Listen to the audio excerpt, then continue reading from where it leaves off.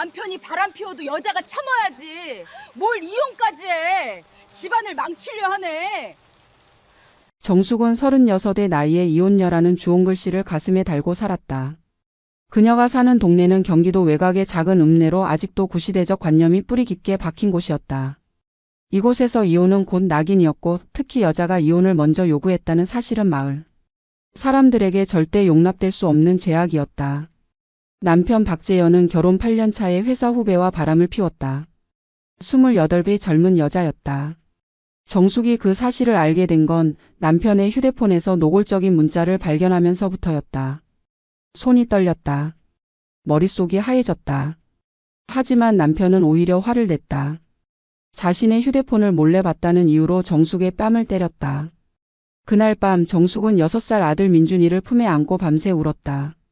이혼을 결심했지만 그 과정은 지옥 그 자체였다. 시어머니 김옥자는 정숙을 집으로 불러 무릎을 꿇렸다. 70을 바라보는 노인은 정숙의 머리채를 움켜쥐며 소리쳤다. 며느리가 남편 하나 제대로 못 잡아놓고 집안을 망치려 한다고, 이혼은 절대 안 된다고, 죽어도 안 된다고 목청을 높였다. 정숙의 친정어머니도 딸의 편을 들어주지 않았다. 오히려 남편한테 빌고 참으라고, 세상에 바람 안 피우는 남자가 어디 있느냐고, 자식 생각해서라도 참으라고 딸을 다그쳤다. 동네 아주머니들의 수군거림은 더 견디기 힘들었다. 슈퍼마켓 앞에서, 버스 정류장에서, 시장 골목에서 정숙이 지나가면 사람들은 노골적으로 수군댔다. 저 여자가 이혼한다는 여자래. 남편이 바람 피웠대도 여자가 참아야지. 뭘 이혼까지 해. 자식은 생각도 안 하나 봐. 정말 버르장머리 없는 여자야. 정숙은 그 시선들을 견디며 고개를 숙이고 걸었다. 귓가에 들리는 모든 말들이 칼날처럼 가슴을 찔러댔다. 동네 부녀의 모임에서도 정숙은 철저히 배척당했다. 아무도 그녀 옆에 앉지 않았다. 김밥을 나눠줄 때도 정숙의 앞만 건너뛰었다. 회장 박순희는 정숙을 똑바로 쳐다보며 도끼 서린 목소리로 말했다. 이혼하는 여자는 우리 모임에 나올 자격이 없다고, 당장 나가라고 손가락으로 문을 가리켰다. 정숙은 그 자리에서 일어나 나왔지만 계단을 내려가며 주저앉아 통곡했다. 자신이 무슨 죄를 지었기에 이런 취급을 받아야 하는지, 왜 잘못한 사람은 남편인데 자신만 손가락질을 받아야 하는지 이해할 수 없었다. 이혼 조정 과정에서 남편은 온갖 거짓말로 정숙을 궁지에 몰아넣었다. 자신은 바람을 피운 적 없고 오히려 정숙이 집안일을 제대로 안 해서 결혼 생활이 파탄났다고 주장했다. 정숙이 살림을 게을리하고 자식을 방치하고 남편을 무시했다는 황당한 거짓말들을 늘어놓았다. 심지어 정숙이 다른 남자와 수상한 관계였다는 말도 서슴지 않았다. 정숙은 법정에서 온몸이 부들부들 떨렸지만 증거를 차곡차곡 제출하며 남편의 외도를 입증했다. 결국 이혼은 성립됐지만 위자료는 고작 1,000만 원이었다. 변호사 비용을 제하고 나니 손에 남은 건 500만 원 남짓이었다. 이혼 판결이 나던 날 시어머니는 정숙의 집 앞에서 고함을 질렀다. 동네 사람들이 모두 볼 수 있게 일부러 큰 소리로 욕설을 퍼부었다. 정숙이 집안의 망신이라고, 천벌 받을 년이라고, 자식도 제대로 못 키울 거라고 저주를 퍼부었다. 정숙은 그저 문을 꽉 닫고 길을 막았다. 민준이가 무서워하며 엄마 치마를 붙잡고 울었다. 정숙은 아들을 꼭 안으며 눈물을 삼켰다. 그녀는 그날 결심했다. 이 동네 사람들 모두를 반드시 뒤돌아보게 만들겠다고, 절대 무너지지 않겠다고 이를 악물었다. 이혼이 확정된 다음 날 정숙의 삶은 완전히 무너졌다. 친정어머니는 전화로 차갑게 말했다. 내가 선택한 길이니 너 혼자 책임져라. 우리 집에 얼씬도 하지 말라고 일방적으로 통보하고 전화를 끊어버렸다. 이혼한 딸이 창피하다는 이유였다. 친정아버지는 평생 정숙에게 한 번도 좋은 말을 해준 적 없는 사람이었지만 이번만큼은 더 잔인했다. 전화를 받지도 않았다. 친오빠는 문자 하나 보냈다. 우리 가족한테 연락하지 말고 민준이도 데리고 오지 말라는 내용이었다.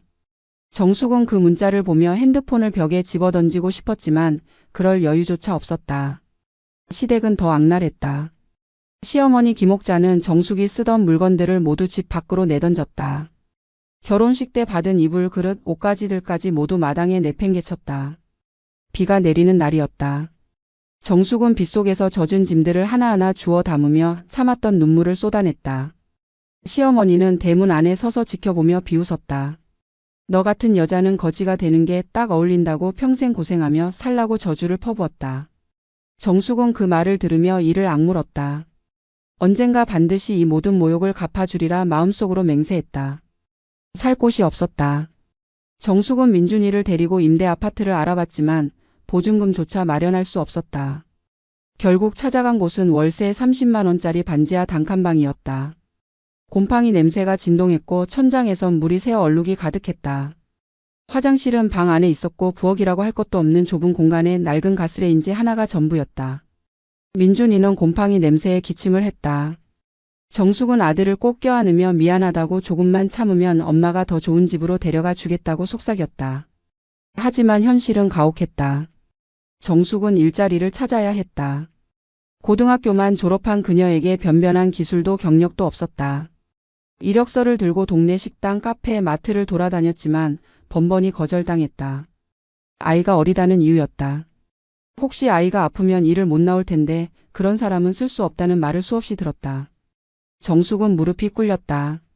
발바닥에 물집이 잡히고 터져도 계속 걸어 다녔다. 한 달 동안 30군데가 넘는 곳을 찾아다녔지만 결과는 똑같았다. 결국 정숙은 새벽 시장에서 일자리를 얻었다. 새벽 3시에 출근해 생선을 손질하고 채소를 나르고 바닥을 청소하는 일이었다. 일당은 5만 원이었다. 하루 8시간을 일해도 한 달에 150만 원이 채 안 됐다. 월세와 공과금을 내고 나면 민준이 밥값도 제대로 나오지 않았다. 정숙은 점심을 굶었다. 저녁도 라면 1개로 때웠다. 민준이한테만은 제대로 밥을 먹이려 했지만 아이는 엄마가 안 먹는 걸 알고 자기도 먹지 않으려 했다. 6살 아이가 엄마 눈치를 보며 밥을 남기는 모습을 보며 정숙은 화장실에 숨어 소리 없이 울었다. 밤에는 편의점 야간 아르바이트를 했다. 오후 11시부터 새벽 5시까지 일했다. 시장 일을 마치고 민준이를 어린이집에 맡긴 뒤 집에 돌아와 2시간 정도 눈을 붙이고 다시 편의점으로 향했다. 몸이 천근만근이었다. 서 있는 것조차 힘들었다. 어느 날은 계산대에서 그대로 정신을 잃고 쓰러졌다. 점주는 병원에 가보라고 했지만 정숙은 괜찮다고 했다. 병원비가 무서워서였다. 그녀는 물만 마시고 다시 일어나 일을 계속했다. 민준이는 엄마의 고생을 알았다. 어린이집에서 다른 아이들이 장난감을 사달라고 조를 때도 민준이는 아무 말 하지 않았다. 엄마한테 부담 주기 싫어서였다. 정숙은 그런 아들이 너무 기특하면서도 가슴이 찢어졌다.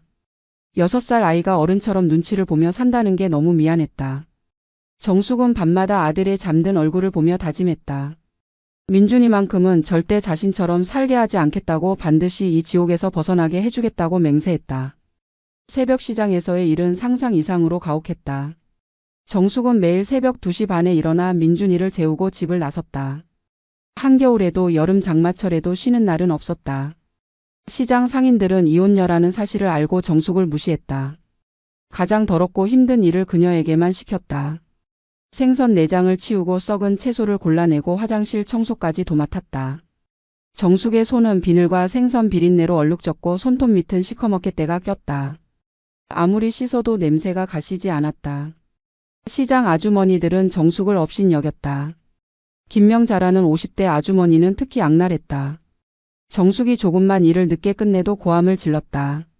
이혼녀 주제에 일도 제대로 못하냐고, 남편도 못 잡아놓은 년이 뭘 할 수 있겠냐고 비아냥거렸다. 다른 상인들도 거들었다. 정숙이 물건을 나르다 실수로 떨어뜨리면 모두가 둘러싸고 비난했다. 급기야 일당에서 깎겠다는 협박까지 서슴지 않았다. 정숙은 꾹 참았다. 어금니를 깨물며 사과했다.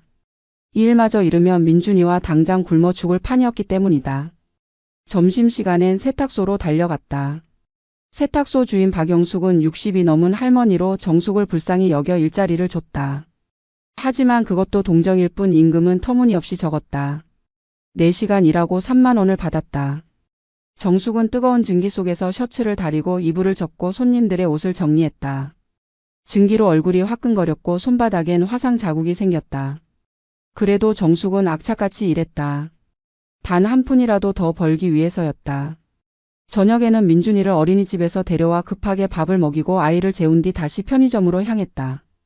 편의점 점주 최성호는 40대 남자로 정숙의 사정을 알고도 야간 수당을 제대로 주지 않았다. 법정 최저임금보다 낮은 돈을 주면서 불만이 있으면 그만두라고 협박했다. 정숙은 항의할 수 없었다. 이 일마저 없으면 생활이 불가능했다. 그녀는 밤새 진열대를 정리하고 바닥을 닦고 술 취한 손님들의 행패를 참아냈다. 어느 날 밤에는 취객이 정숙의 엉덩이를 만졌다. 정숙이 소리치자 점주는 오히려 정숙을 나무랐다. 손님한테 그렇게 대하면 안 된다고 적당히 넘어가라고 말했다. 정숙은 그날 밤 편의점 뒤 골목에서 토했다. 모욕감과 분노로 온몸이 떨렸다. 몸이 견딜 수 없을 지경이었다. 정숙은 하루에 3시간도 채 자지 못했다. 만성 피로에 시달렸고 어지럼증이 일상이 됐다. 생리는 끊긴 지 오래였다. 거울을 보면 30대 중반의 여자가 아니라 50대 할머니 같은 얼굴이 비쳤다. 머리카락은 빠지기 시작했고 눈가엔 깊은 주름이 팼다. 하지만 정숙은 멈출 수 없었다. 민준이의 어린이집비, 월세, 공과금, 밥값을 감당하려면 하루도 쉴 수 없었다. 민준이의 생일날 정숙은 처음으로 케이크를 사주고 싶었다. 하지만 통장 잔고는 10,000원이 채 안 남아 있었다. 그녀는 편의점에서 할인하는 작은 케이크 하나를 샀다. 촛불 대신 성냥불을 켰다. 민준이는 환하게 웃으며 소원을 빌었다. 정숙은 그 모습을 보며 참았던 눈물을 터뜨렸다. 아들은 엄마의 눈물을 보고 작은 손으로 닦아줬다. 엄마 울지 마, 나는 엄마랑 있으면 행복해. 7살 아이의 그 말에 정숙은 가슴이 무너졌다. 그날 밤 정숙은 하늘을 보며 다짐했다. 반드시 성공해서 민준이한테 떳떳한 엄마가 되겠다고, 이 고통을 절대 헛되지 않게 하겠다고 맹세했다. 1년이 지났다. 정숙은 여전히 하루 3곳에서 일하며 겨우겨우 생활을 유지했다. 민준이는 이제 8살이 됐고 초등학교에 입학했다. 하지만 아이는 또래보다 왜소했다. 제대로 된 영양 섭취를 못한 탓이었다. 정숙은 그게 너무 마음 아팠지만 어쩔 수 없었다. 매달 빠듯한 생활비로 고기를 사줄 여유가 없었다. 어느 토요일 오후 정숙이 세탁소 일을 마치고 나오는데 낯익은 차 한 대가 멈춰섰다. 고급 수입차였다. 차 문이 열리며 전 남편 박재현이 내렸다. 그의 옆에는 화장을 진하게 한 젊은 여자가 있었다. 28배 그 여자 송미래는 재현과 바람을 피우다 정숙을 이혼시킨 장본인이었다.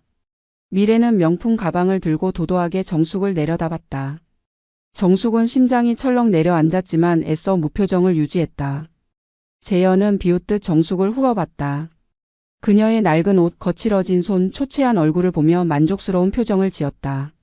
재현은 정숙에게 말했다.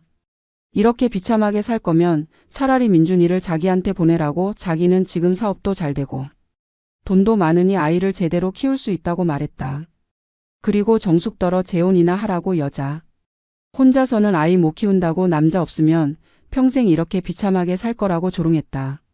미래는 재현의 팔짱을 끼고 킥킥거리며 웃었다. 정숙을 마치 벌레 보듯 바라보며 수군댔다. 정숙은 온몸이 부들부들 떨렸지만 한마디도 하지 않았다. 재현의 말에 대꾸하면 질 것 같았다. 그녀는 그저 두 사람을 지나쳐 걸어갔다. 뒤에서 재현의 비웃음 소리가 들렸다. 역시 할 말이 없나 보네, 불쌍한 것. 정숙은 걸음을 멈추지 않았다. 집에 도착할 때까지 눈물을 참았다.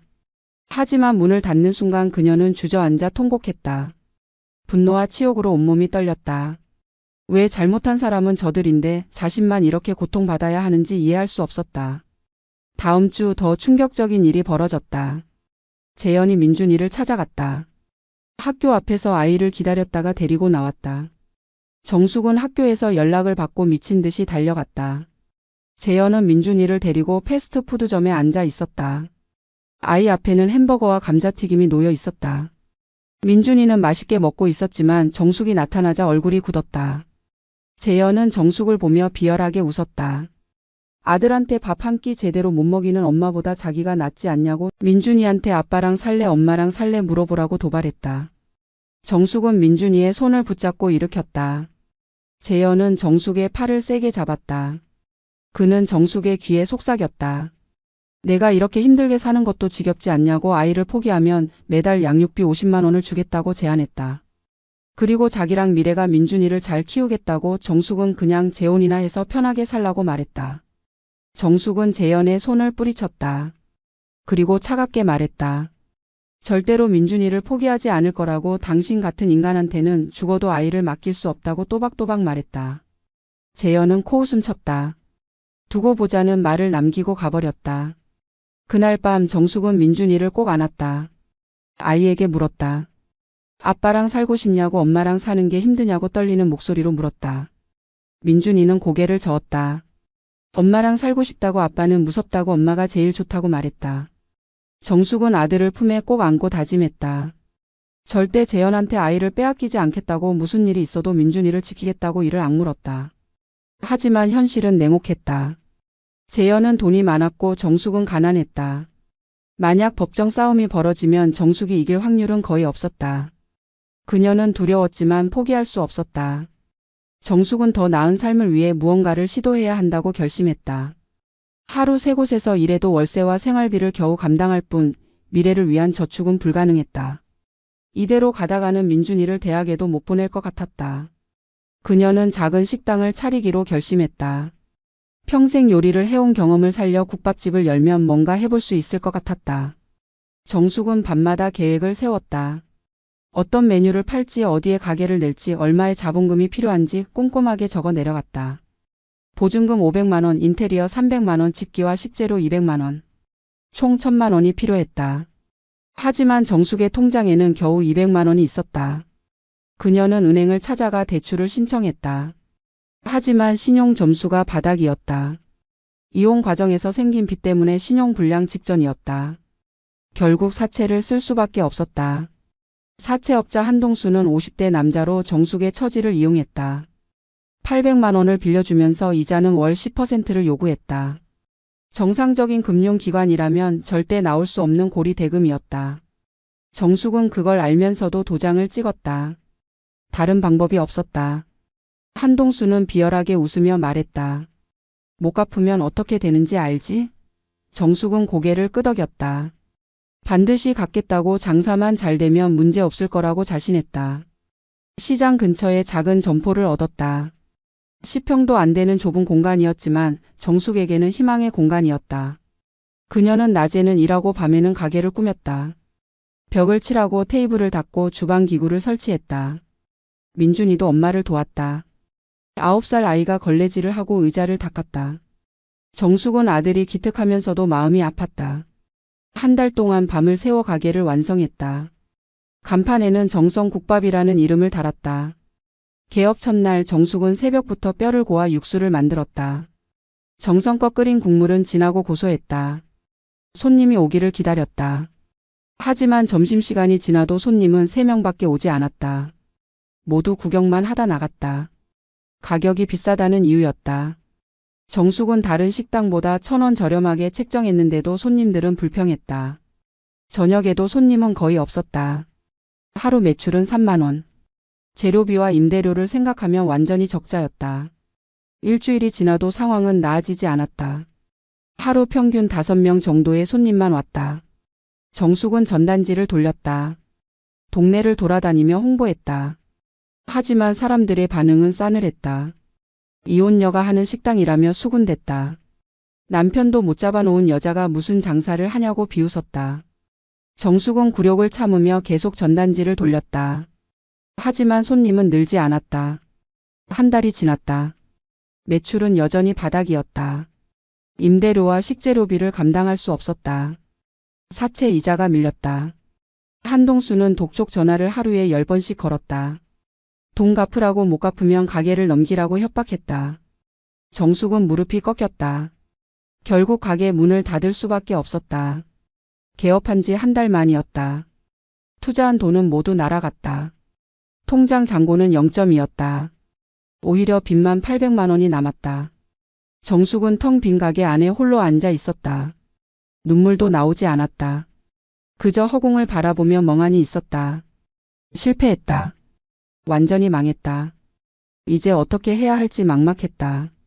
사채 빚은 어떻게 갚아야 하는지, 민준이는 어떻게 먹여 살려야 하는지 앞이 캄캄했다. 그녀는 천장을 보며 중얼거렸다. 이대로 무너질 순 없어. 다시 시작해야 해. 포기할 순 없어. 하지만 그 말조차 공허하게 들렸다. 가게 문을 닫은 후 정숙은 다시 새벽시장과 세탁소, 편의점에서 일했다. 하지만 이제는 사채 이자까지 갚아야 했다. 한 달에 80만 원의 이자가 빠져나갔다. 원금은 손도 못 대고 이자만 갚는 지옥 같은 생활이 시작됐다. 한동수는 끊임없이 압박했다. 원금을 갚으라고 못 갚으면 몸으로라도 갚으라고 추잡한 제안까지 했다. 정숙은 전화를 끊고 구역질을 했다. 어느 날 정숙은 새로운 일자리를 찾았다. 식품 공장에서 청소 일을 하는 자리였다. 시급은 10,000원으로 편의점보다 조금 나았다. 정숙은 저녁 시간에 공장으로 갔다. 공장은 과자를 만드는 곳이었다. 대형 기계들이 돌아가며 쿠키와 비스킷을 찍어냈다. 정숙은 작업이 끝난 후 바닥을 청소하고 기계를 닫고 쓰레기를 처리했다. 어느 날 밤 청소를 하던 정숙은 작업대 구석에서 낡은 노트 한 권을 발견했다. 먼지가 수북이 쌓인 그 노트는 누군가의 레시피 노트였다. 정숙은 호기심에 펼쳐봤다. 노트에는 온갖 종류의 과자 레시피가 빼곡하게 적혀 있었다. 호두과자, 약과 마카롱, 쿠키, 파이. 각 레시피마다 재료의 비율과 온도, 시간이 세세하게 기록돼 있었다. 하지만 대부분의 레시피 옆에는 실패라고 적혀 있었다. 너무 달다, 너무 딱딱하다, 식감이 나쁘다는 메모들이 가득했다. 정숙은 그 노트를 공장장에게 물어봤다. 공장장 김태수는 50대 남자로 그 노트가 예전에 일하던 개발팀 직원의 것이라고 말했다. 그 직원은 신제품을 개발하려다 실패하고 회사를 그만뒀다고 했다. 김태수는 정숙에게 그 노트를 가져도 좋다고 했다. 어차피 버릴 거였으니까. 정숙은 그 노트를 집으로 가져왔다. 밤마다 정숙은 그 노트를 읽었다. 민준이가 잠든 후 작은 책상 앞에 앉아 레시피를 분석했다. 왜 이 과자는 실패했을까? 설탕을 줄이면 어떻게 될까? 버터 대신 다른 기름을 쓰면? 정숙은 자신의 요리 경험을 총동원해 레시피를 수정했다. 그리고 주말마다 집에서 직접 만들어 봤다. 처음엔 실패했다. 과자가 타거나 너무 질었다. 하지만 정숙은 포기하지 않았다. 수십 번을 반복하며 레시피를 개선했다. 어느 날 정숙은 호두를 넣은 쿠키를 만들었다. 설탕을 반으로 줄이고 버터 대신 들기름을 조금 섞었다. 그리고 마지막에 꿀을 살짝 발랐다. 오븐에서 꺼낸 쿠키는 고소하고 달콤한 냄새가 났다. 정숙은 한 입 베어 물었다. 눈이 번쩍 떠졌다. 맛있었다. 너무 달지도 않고 너무 짜지도 않았다. 바삭하면서도 촉촉했다. 이거다. 정숙은 확신했다. 이 맛이라면 팔릴 수 있을 거라고. 민준이도 엄마가 만든 쿠키를 먹고 엄지를 치켜 세웠다. 학교에 가져가 친구들한테 나눠줬더니 모두 맛있다고 했다. 정숙은 용기를 얻었다. 그녀는 더 많은 종류의 과자를 만들기 시작했다. 약과 깨강정, 땅콩 쿠키, 고구마칩. 하나하나 레시피를 완성해 나갔다. 밤샘 작업이 계속됐지만 정숙은 지치지 않았다. 오히려 희망이 생겼다.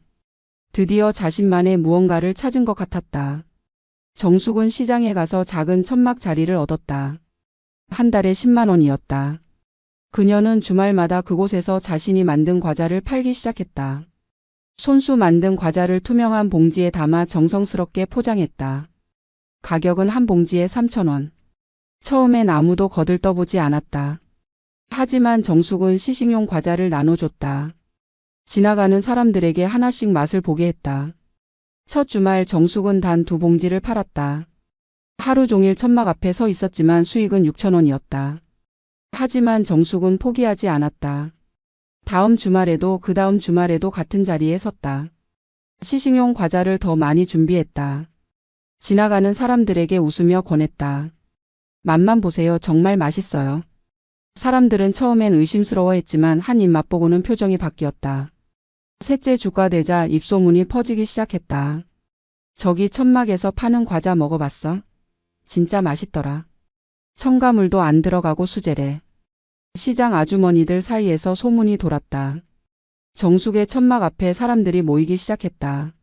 한 봉지 사던 사람들이 2봉지, 3봉지를 샀다. 선물용으로 좋다며 5봉지씩 사가는 사람도 생겼다. 한 달이 지나자 정숙은 주말마다 50봉지를 팔았다. 일주일에 30만 원의 수익이 생겼다. 재료비를 제하고 순수익은 20만 원 정도였다. 많은 돈은 아니었지만 정숙에게는 희망이었다. 이 일이 될 수도 있다는 확신이 생겼다. 그녀는 평일 밤에도 집에서 과자를 만들었다. 주말에 팔 물량을 준비하느라 밤을 새웠다. 하지만 힘들지 않았다. 오히려 즐거웠다. 2달째 정숙의 과자는 시장에서 유명해졌다. 정숙표 수제과자라는 이름이 입에서 입으로 전해졌다. 단골 손님이 생겼다. 매주 찾아와 과자를 사가는 할머니, 손자한테 주려고 사가는 아저씨, 다이어트 중인데 이것만 먹는다는 아줌마. 정숙은 손님 한 명 한 명의 얼굴을 기억했다. 감사하다고 인사했다. 손님들도 정숙의 성실함을 알아봤다. 그러던 어느 날 한 여자가 정숙을 찾아왔다. 40대 초반으로 보이는 여자는 자신을 동네 슈퍼마켓 주인이라고 소개했다. 이름은 서영미였다. 영미는 정숙의 과자를 자기 가게에 납품해달라고 제안했다. 일주일에 100봉지 정도 필요하다고 했다. 단가는 2,000원으로 낮췄지만 대량 주문이라 정숙은 고민 없이 승낙했다. 정숙은 밤마다 과자를 만들었다. 민준이도 엄마를 도왔다. 과자를 봉지에 담고 스티커를 붙이고 박스에 정리했다. 모자는 새벽까지 함께 일했다. 하지만 불평하지 않았다. 오히려 즐거웠다. 드디어 뭔가 되어가는 느낌이었다. 일주일 후 정숙은 100봉지를 영미의 가게에 납품했다. 영미는 만족스러워했다. 과자가 빠르게 팔린다고 다음 주에는 150봉지를 주문하겠다고 말했다. 석 달째 정숙의 수입은 월 100만 원을 넘어섰다. 시장 천막과 슈퍼 납품을 합치면 일주일에 200봉지 이상을 팔았다. 정숙은 처음으로 여유가 생겼다. 사채 이자를 갚고도 돈이 남았다. 민준이한테 새 옷을 사줬다. 고기도 사서 저녁을 차렸다. 민준이는 행복하게 웃었다. 정숙은 아들의 웃는 얼굴을 보며 눈물을 흘렸다. 드디어 뭔가 해낼 수 있을 것 같았다. 하지만 정숙은 여기서 멈추지 않았다. 그녀는 더 큰 꿈을 꿨다. 제대로 된 사업을 하고 싶었다. 브랜드를 만들고 공장을 차리고 정식으로 제품을 유통하고 싶었다. 그녀는 밤마다 사업 계획서를 작성했다. 어떻게 확장할지, 어떤 제품을 추가할지, 자금은 어떻게 마련할지 치밀하게 계획했다. 정숙의 눈에는 다시 불이 켜졌다. 이번에는 절대 실패하지 않으리라 다짐했다. 정숙의 과자가 잘 팔리자 예상치 못한 곳에서 위협이 찾아왔다. 전남편 박재현이었다. 재현은 정숙이 돈을 벌고 있다는 소문을 들었다. 그는 미래와 함께 정숙의 천막을 찾아왔다. 재현은 비웃듯 정숙을 바라보며 말했다. 과자 장사로 얼마나 벌겠냐고 변변치도 않은 장사라고 조롱했다. 하지만 그의 눈빛은 달랐다. 정숙이 돈을 버는 게 신경 쓰였다. 일주일 후 재현은 다시 나타났다. 이번에는 혼자였다. 그는 정숙에게 제안했다. 자기가 투자를 해주겠다고, 사업을 키워주겠다고 말했다. 정숙은 단칼에 거절했다. 재현의 속셈을 알았기 때문이다. 재현은 화를 냈다. 자기는 민준이 아버지로서 도와주려는 건데 왜 거절하냐고 따졌다. 정숙은 차갑게 말했다. 당신의 도움은 필요 없다고, 다신 나타나지 말라고 또박또박 말했다. 하지만 재현은 물러서지 않았다. 그는 더 악랄한 방법을 썼다. 정숙의 이름으로 대출을 신청한 것이다. 이혼할 때 정숙의 개인정보를 몰래 빼돌려뒀던 재현은 그것을 이용했다. 위조 서류를 만들어 300만 원을 대출받았다. 정숙은 뒤늦게 그 사실을 알았다. 은행에서 대출금 상환 독촉 전화가 온 것이다. 정숙은 경악했다. 자신은 대출을 받은 적이 없다고 항변했지만 서류상으로는 정숙의 이름과 도장이 찍혀 있었다. 정숙은 미친 듯이 재현을 찾아갔다. 재현은 뻔뻔하게 웃으며 말했다. 어차피 내가 버는 돈으로 갚으면 되지 않냐고, 자기는 그 돈으로 사업을 할 거라고 말했다. 정숙은 경찰에 신고하겠다고 소리쳤다. 하지만 재현은 비웃었다. 신고해봐야 증거가 없다고, 오히려 내가 빌려준 걸로 처리하면 그만이라고 협박했다. 정숙은 온몸이 떨렸지만 어쩔 수 없었다. 법적으로 싸우려면 돈이 필요했고 정숙에게는 그럴 여유가 없었다. 결국 정숙은 그 빚까지 떠안았다. 사채 빚에 더해 은행 대출까지 갚아야 했다. 한 달에 120만 원이 빠져나갔다. 정숙은 다시 지옥에 떨어졌다. 하지만 이번에는 포기하지 않았다. 그녀는 더 악착같이 일했다. 과자를 더 많이 만들어 더 많이 팔았다. 밤을 새워도 지치지 않았다. 분노가 그녀를 버티게 했다. 반드시 재현을 뛰어넘어 성공하겠다는 복수심이 그녀를 지탱했다. 그러던 중 또 다른 위기가 찾아왔다.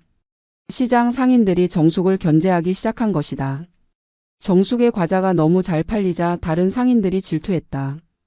특히 시장에서 오랫동안 떡장사를 하던 조순자는 정숙을 노골적으로 방해했다. 정숙의 천막 바로 옆에 자기 물건을 쌓아놓고 손님들이 못 오게 막았다. 심지어 정숙의 과자에 대해 허위 소문을 퍼뜨렸다.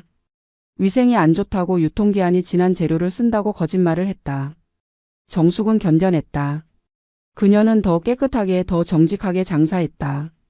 유통기한을 명확히 표시하고 재료 원산지를 공개했다.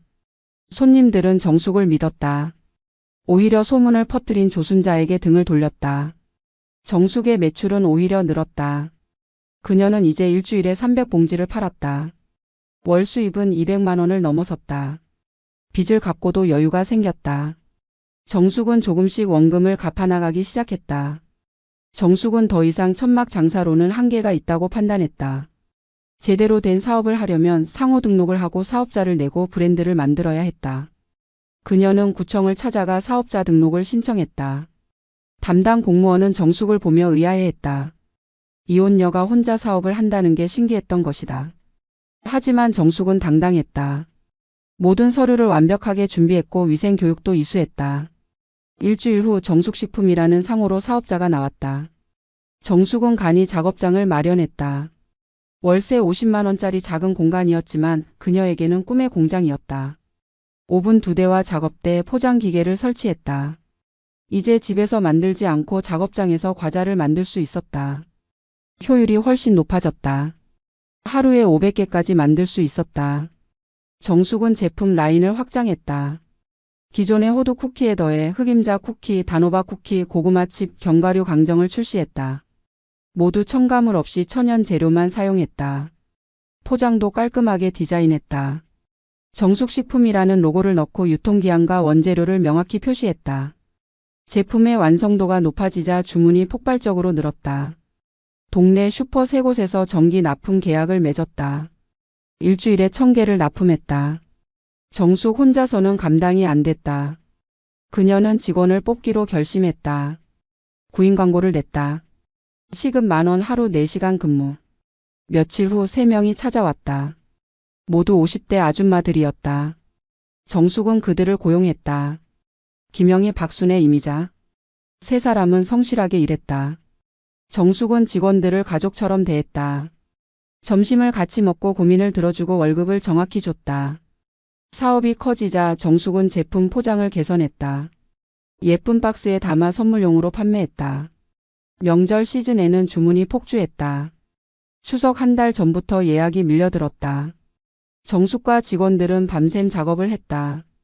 하지만 불평하지 않았다. 오히려 보람찼다. 정숙은 직원들에게 보너스를 줬다. 한 사람당 50만 원씩 나눠줬다. 직원들은 감격해서 울었다. 정숙의 이름은 동네에서 유명해지기 시작했다. 예전에 이혼녀라며 손가락질하던 사람들이 이제는 사장님이라고 불렀다. 시장에서 만나면 존댓말을 썼다. 정숙의 성공을 부러워했다. 하지만 정숙은 교만하지 않았다. 여전히 겸손하게 인사했고 사람들을 존중했다. 그녀는 과거의 모욕을 잊지 않았지만 복수하려 하지 않았다. 그저 더 열심히 일했다. 1년이 지났다. 정숙식품은 안정 궤도에 올랐다. 월 매출은 1,000만 원을 넘어섰다. 순이익은 400만 원 정도였다. 정숙은 사채를 모두 갚았다. 한동수에게 마지막 원금을 건네는 날 정숙은 통쾌했다. 다신 빚지고 살지 않겠다고 다짐했다.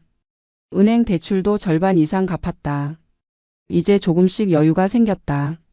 정숙은 민준이를 위해 작은 방 하나 더 있는 집으로 이사했다. 더 이상 곰팡이 냄새 나는 반지하가 아니었다. 햇볕이 들어오는 아파트였다. 민준이는 좋아서 뛰어다녔다. 정숙은 멈추지 않았다. 그녀는 더 큰 공장을 마련하고 싶었다. 제품 라인을 확대하고 전국으로 유통하고 싶었다. 그녀는 은행에 사업 확장 대출을 신청했다. 이번에는 정상적인 금리였다. 은행 담당자는 정숙의 매출 기록과 신용을 확인하고 대출을 승인했다. 5천만 원이었다. 정숙은 그 돈으로 작은 공장 건물을 임대했다. 100평 규모였다. 직원도 10명으로 늘렸다.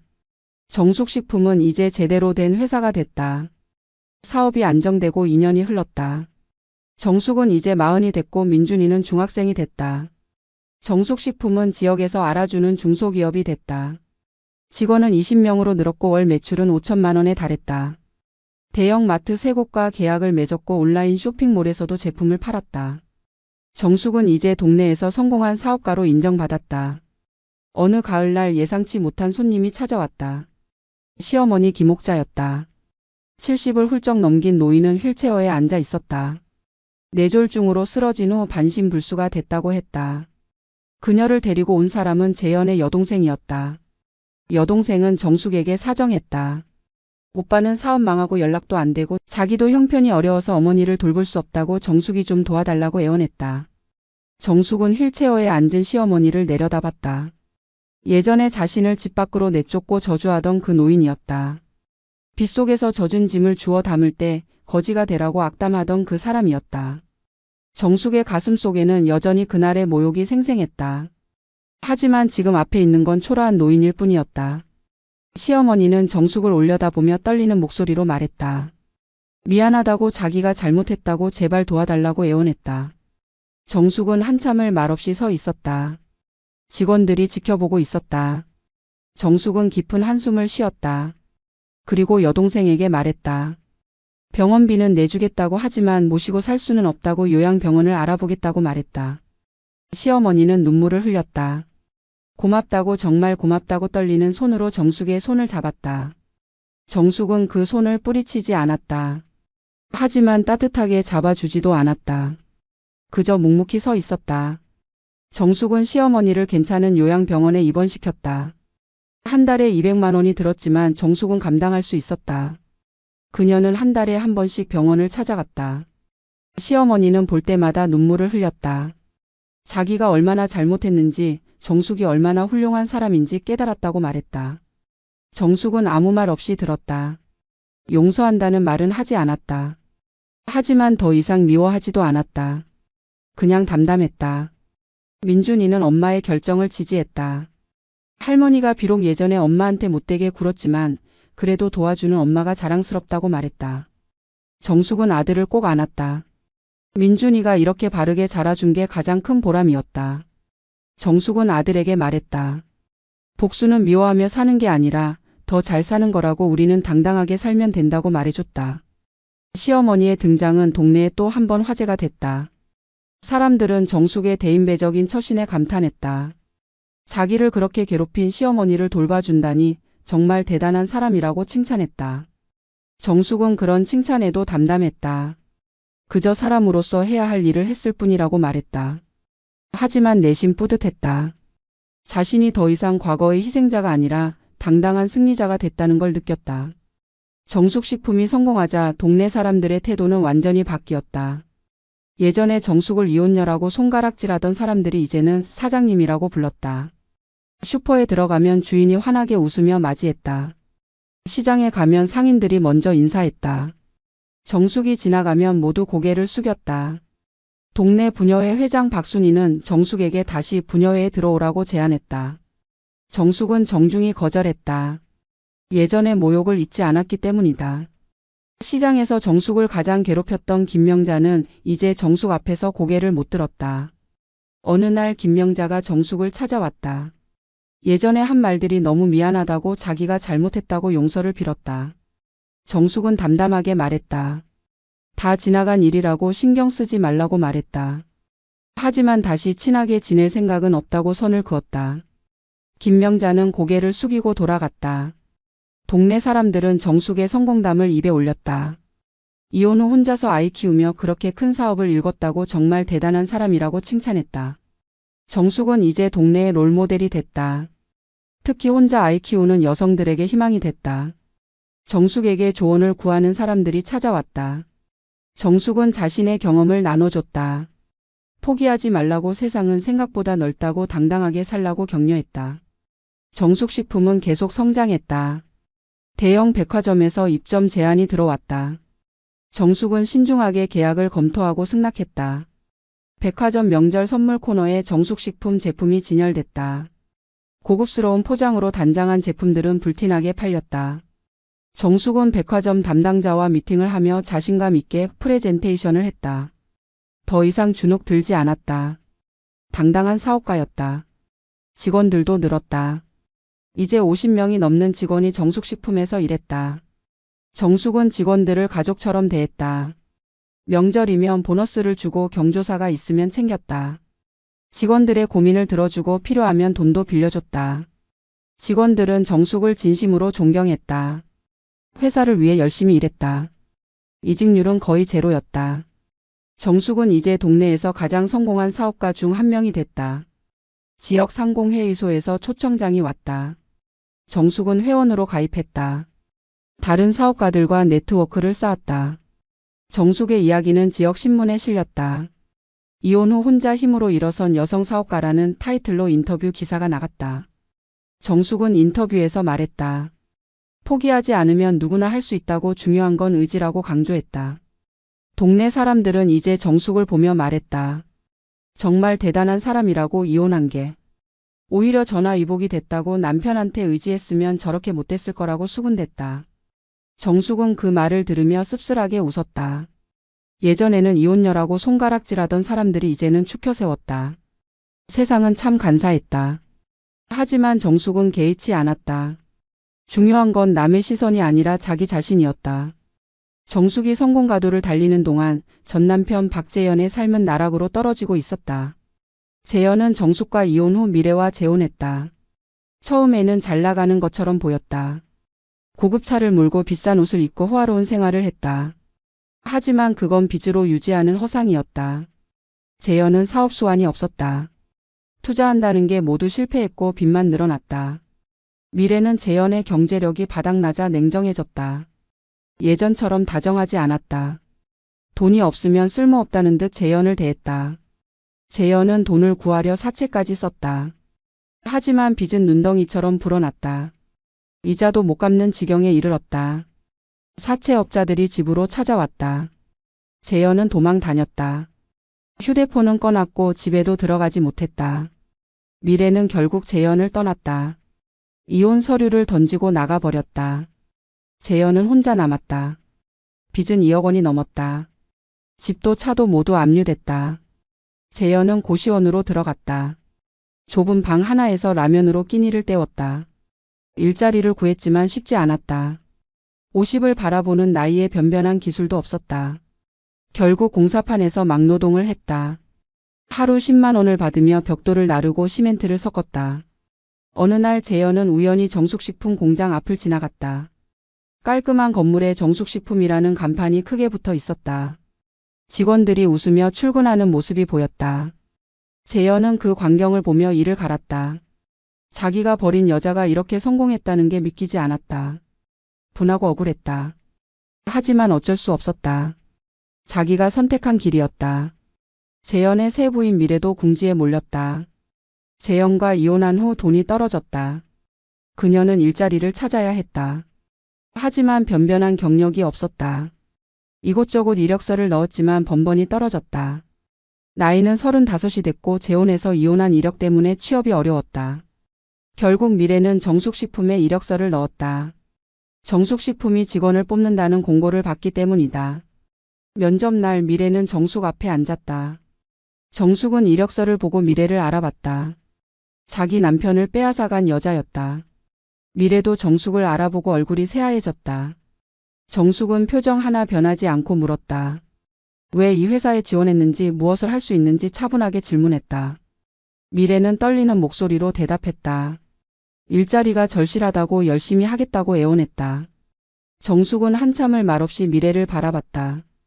과거의 복수를 할 수도 있었다. 이력서를 찢어버리고 쫓아낼 수도 있었다. 하지만 정숙은 그러지 않았다. 그녀는 차분하게 말했다. 일주일 후에 결과를 알려주겠다고 돌아가라고 말했다. 미래는 고개를 숙이고 나갔다. 그녀의 뒷모습은 초라했다. 정숙은 창밖을 보며 생각했다. 인생은 정말 돌고 도는구나. 일주일 후 정숙은 미래를 채용했다. 하지만 특별 대우는 없었다. 다른 직원들과 똑같이 공장 라인에서 일하게 했다. 미래는 과자를 포장하고 박스를 나르고 청소를 했다. 힘들었지만 불평하지 않았다. 일자리가 절실했기 때문이다. 정숙은 미래를 대할 때도 다른 직원과 똑같이 대했다. 차별하지도 특별히 챙기지도 않았다. 그저 공정하게 대했다. 재현도 결국 정숙식품에 일자리를 구했다. 미래가 말해줬기 때문이다. 재현은 자존심이 상했지만 선택의 여지가 없었다. 그는 공장 창고에서 일하게 됐다. 박스를 나르고 재료를 정리하고 트럭에 물건을 싣는 일이었다. 첫날 재현은 정숙과 마주쳤다. 정숙은 재현을 보고도 아무 말 하지 않았다. 그저 지나쳤다. 재현은 그게 더 치욕스러웠다. 자기를 완전히 무시하는 것 같았다. 정숙식품은 이제 지역을 넘어 전국적으로 알려진 브랜드가 됐다. 온라인 쇼핑몰에서 매출 상위권에 들었고 TV 홈쇼핑에도 진출했다. 정숙은 홈쇼핑 방송에 직접 출연해 제품을 소개했다. 그녀의 진솔한 이야기와 정직한 제품 철학이 시청자들의 마음을 샀다. 방송 30분 만에 준비한 물량이 모두 완판됐다. 정숙식품은 대박이 났다. 직원은 이제 100명이 넘었다. 공장도 더 큰 곳으로 이전했다. 정숙은 최신 설비를 갖춘 스마트 공장을 만들었다. 위생과 품질 관리에 철저했다. 모든 제품은 엄격한 검사를 거쳤다. 정숙식품은 식약처로부터 우수 제조 기업 인증을 받았다. 정숙의 꼼꼼함과 정직함이 만든 결과였다. 동네 사람들 중에는 정숙식품에서 일하는 사람이 많았다. 예전에 정숙을 무시하던 사람들도 있었다. 시장에서 정숙을 괴롭히던 김명자도 정숙식품에서 일했다. 조순자도 마찬가지였다. 분여회에서 정숙을 쫓아냈던 박순희도 정숙식품의 영업직으로 일했다. 그들은 이제 모두 정숙의 직원이었다. 정숙에게 월급을 받고 정숙의 지시를 따랐다. 정숙은 그들을 차별하지 않았다. 과거의 일을 들추지도 않았다. 그저 공정하게 대했다. 일을 잘하면 칭찬했고 실수하면 지적했다. 특별히 괴롭히지도 않았다. 하지만 그들은 정숙 앞에서 고개를 들 수 없었다. 과거에 자신들이 얼마나 잔인하게 정숙을 대했는지 기억했기 때문이다. 그들은 정숙에게 감사했다. 이런 자신들을 고용해 준 것만으로도 고마웠다. 시어머니 김옥자는 요양병원에서 조금씩 회복했다. 말도 조금 할 수 있게 됐다. 그녀는 정숙이 병문안 올 때마다 눈물을 흘렸다. 자기가 얼마나 큰 실수를 했는지, 정숙이 얼마나 대단한 사람인지 깨달았다고 말했다. 정숙은 담담하게 들었다. 용서한다는 말은 여전히 하지 않았다. 하지만 더 이상 미워하지 않았다. 그저 인간적인 도리를 다할 뿐이었다. 재영과 미래는 정숙식품에서 성실하게 일했다. 그들에게 선택의 여지가 없었다. 재현은 창고에서 박스를 나르며 생각했다. 자기가 얼마나 어리석었는지, 정숙을 버린 게 얼마나 큰 실수였는지 매일 후회했다. 미래도 마찬가지였다. 화려한 생활을 꿈꿨지만 결국 남은 건 초라한 현실뿐이었다. 그녀는 포장 라인에서 일하며 정숙의 뒷모습을 바라봤다. 저렇게 강한 여자를 자신이 이겼다고 생각한 게 우스웠다. 정숙은 직원들에게 말했다. 과거는 과거일 뿐이라고 중요한 건 지금 우리가 어떻게 사느냐라고 서로 존중하며 일하자고 강조했다. 직원들은 고개를 끄덕였다. 정숙의 말에는 힘이 있었다. 고통을 이겨낸 사람만이 할 수 있는 진짜 용서였다.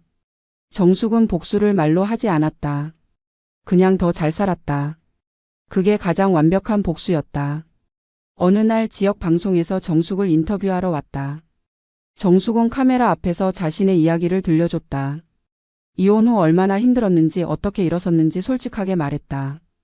포기하지 않으면 누구나 할 수 있다고 중요한 건 자기 자신을 믿는 거라고 강조했다. 방송이 나간 후 정숙에게 수많은 메시지가 왔다. 힘을 얻었다고 희망을 받다고 고맙다는 말들이 쏟아졌다. 정숙은 이제 완전히 다른 사람이 됐다. 더 이상 이혼녀가 아니었다. 성공한 사업가였고 존경받는 사람이었고 누군가에게 희망이 되는 사람이었다. 정숙은 거울을 보며 미소 지었다. 주름진 얼굴이지만 당당했다. 더 이상 남의 시선을 두려워하지 않았다.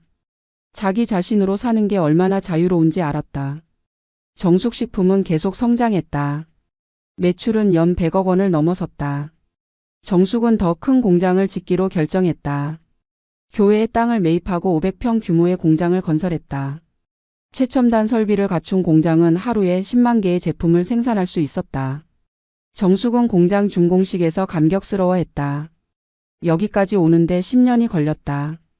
지옥 같았던 시간들이 주마등처럼 스쳐 지나갔다. 민준이는 이제 대학생이 됐다. 경영학과에 진학해 엄마의 사업을 배우고 있었다. 민준이는 방학 때마다 공장에서 일하며 현장을 익혔다. 정숙은 아들에게 사업의 모든 것을 가르쳤다. 어떻게 제품을 개발하는지, 어떻게 직원을 관리하는지, 어떻게 거래처와 협상하는지 하나하나 알려줬다. 민준이는 똑똑했고 열정적이었다. 정숙은 아들이 자랑스러웠다. 정숙은 사회환원 사업도 시작했다. 한부모 가정을 돕는 재단을 설립했다. 매년 수억 원을 기부하며 이혼 여성들의 자립을 도왔다. 직업 교육도 지원하고 창업 자금도 대출해줬다. 정숙은 자신이 겪었던 고통을 다른 사람들은 겪지 않기를 바랐다. 재단 이름은 새날 재단이었다. 새로운 날을 시작하는 사람들에게 희망을 주자는 의미였다. 재단 첫 수혜자 중 한 명은 35세 이혼 여성 최은희였다. 은희는 남편의 폭력을 견디다 못해 이혼했지만 갈 곳이 없었다. 두 아이를 데리고 쉼터에 있었다. 정숙은 은희를 만나 자신의 이야기를 들려줬다. 그리고 은희에게 제빵 기술을 가르쳐줬다. 6개월 동안 정숙식품에서 일하며 기술을 익힌 은희는 작은 빵집을 차렸다. 정숙이 창업 자금 3천만 원을 무이자로 대출해줬다. 은희는 눈물을 흘리며 감사했다. 정숙은 웃으며 말했다. 나도 누군가의 도움으로 여기까지 왔다고 이제 내 차례라고 격려했다.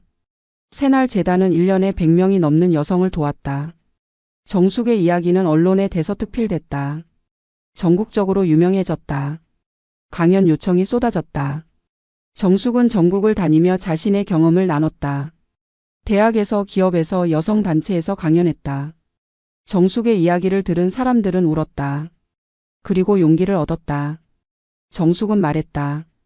인생에 늦은 때란 없다고 포기하지 않으면 반드시 기회가 온다고 자기 자신을 믿으라고 힘주어 말했다. 정숙식품은 이제 상장 준비를 시작했다. 증권사에서 제안이 들어왔다. 기업 공개를 하면 수백억 원의 가치를 인정받을 수 있다고 했다. 정숙은 신중하게 검토했다.